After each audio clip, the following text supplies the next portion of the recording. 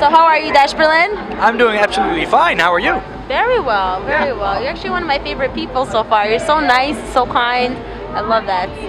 So Dash Berlin is made up of 3 people, is that correct? Can you name all 3 of them? Sorry? Can you name all 3 of them?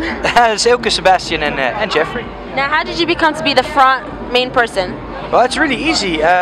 We met together as friends when I was working in a record store, and I always helped those guys with selecting their vinyls when they were in their DJ age. And when we started to make music together, eventually when we found the project name Dash Berlin, they said, you know what, we're gonna put our ego on the side, and we know you really like to DJ. So if you want, you can DJ, we can work on the music together while you're traveling. There's no problem, it's possible. So let's just do it that way, and let's see if it works. And here I am. Look at that, and it worked perfectly. So what are the pros and cons with being the front man as opposed to being more behind the scenes like Elke and Sebastian? It's actually a good question. Pros and cons. Pros is that, well, you're the center of attention, and I have absolutely no problem with that whatsoever. I can deal with that. I can also speak for the guys because we function still as a team. So my voice is their voice and their voice is my voice. So vice versa. It's really simple. Without Jeffrey, no Dash Berlin. Without Elke, Sebastian, no Dash Berlin. And that's just how it is. So without either one of you guys, it doesn't work at all. Exactly, and that's you can see that as a con, which is also a pro because we stick together as a team. That's perfect. That's really great. Now, how did the term Dash Berlin come? Like, where did that come from? Dash Berlin has no specific meaning, but Berlin comes from the Love Parade in Berlin, where I used to DJ a long time ago, 1999, 2000. And if you don't know what the Love Parade stands for, the Love Parade was the biggest dance gathering in the world, in the center of Berlin, where about 1 million people gathered and followed trucks. That's crazy. With DJs on them through the whole city, so everybody was following those trucks. And afterwards you had a central point, which is the Siegessäule. It's the angel statue of Berlin, where you had the end party with the big names out of the industry that day, like Chesto, Sven V, Cox, so on. And then after that, the clubs went open. So then it was like 3-4 days full of party, and I was so overwhelmed with the complete, how to say that, willingness of all the people to have a great time together. So many people having a good time on electronic music, and I remember that I climbed into a lightning pole and I made like this panoramic picture, and I still have that.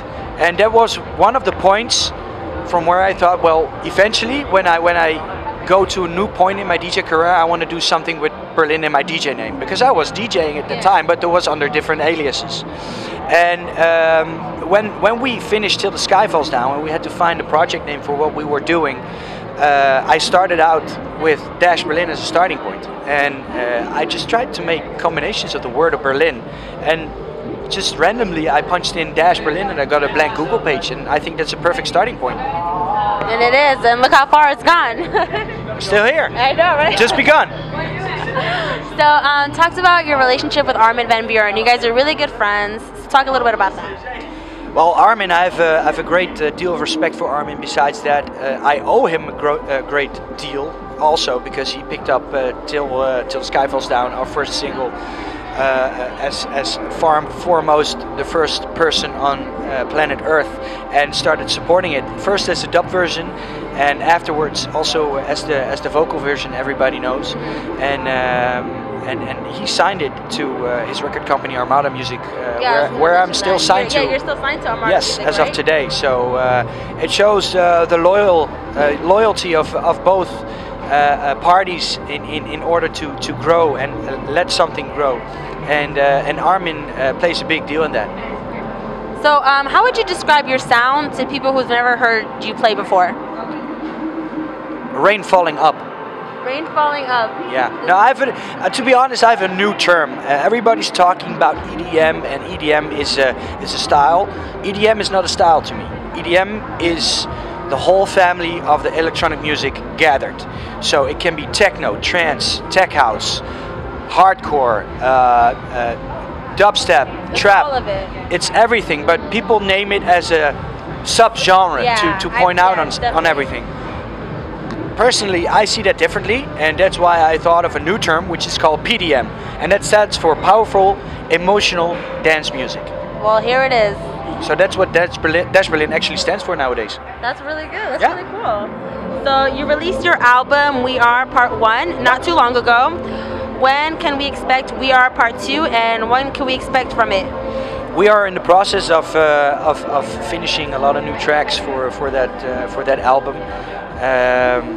The production deadline is not completely finished yet, and actually, if I know it, I wouldn't tell you. Why not? No, I'm just kidding. I cannot tell everything. I have to keep some things a secret. It has to be but some people may have heard some tracks they didn't hear before in my sets, and that could be very well some new material of the new album. So where we started off from with We Are Part 1, which is kind of a new birth for Dash Berlin, we're gonna continue that with Part 2. That's gonna be interesting. Now, you work with a lot of vocalists, and so how do you choose which vocalist to work with, and what kind of sound are you looking for within each vocalist? To me, and also to the team, we think that the vocal is always the icing on the cake. You can have a fantastic instrumental track, but it's almost in every case that the vocal on top finishes it properly. And sometimes we have a starting point in where our record company helps us with a fantastic singer-songwriter or a fantastic vocalist who has a great setup from where we can start working. And the other time we have a fantastic instrumental setup, and we're looking for something right to put on that, which makes it just so much more. And to tell you a little bit story, actually, how Here Tonight came about, is that we produced Here Tonight together with Jay Cosmic from the UK, super talented guy, and we had actually a vocal finished for that track. Really? But that didn't work out due to rights and stuff like that. That happens sometimes. So we had to find a new vocal, and we found, actually Jay, he found Colin McLaughlin, who is the vocalist of Here Tonight, and it happened that he had written this vocal for Here Tonight exactly 1 year ago, and it fitted seamlessly on our production. That's great. So that's, you know, how magic just sometimes spontaneously happens. Yeah. It happens. So how long have you been DJing? I started DJing in 1993.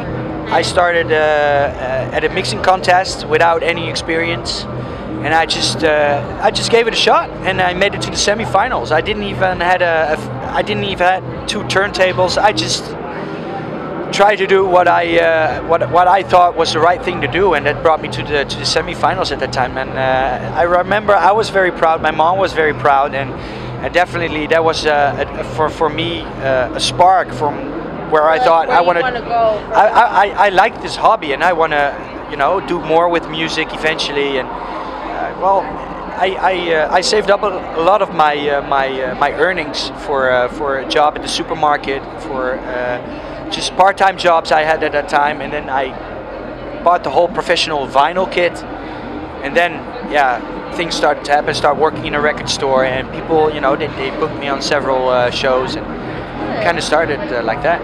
So you knew what you wanted to do from the beginning.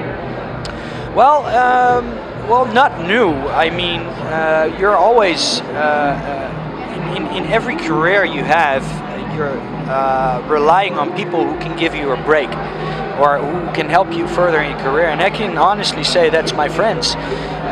You know, we started hanging out as a big group of friends, and they were making music with Sander Kleinberg at that time, and producing for Vanga Boys, for LSDJ, and working together with them. They really gave me a break, and they set their ego aside, and you know, they gave me the opportunity to talk to you right now. Actually, that's how it is. It's a great opportunity for me as well. Well, that's all we have for today. Thank you so much, and I'm very, very excited to see your set tonight. I hope you're gonna enjoy it. I always enjoy it. I've seen your sets at least 3 times. I haven't seen it as much as many people have, but I always enjoy your sets. I'm gonna do my best. Are you gonna drop anything new? Yes. You are? Okay, so I'm gonna keep an ear out for that. So that's gonna be fun. Do it. All right, I will. All right, that's perfect. Thank you so much.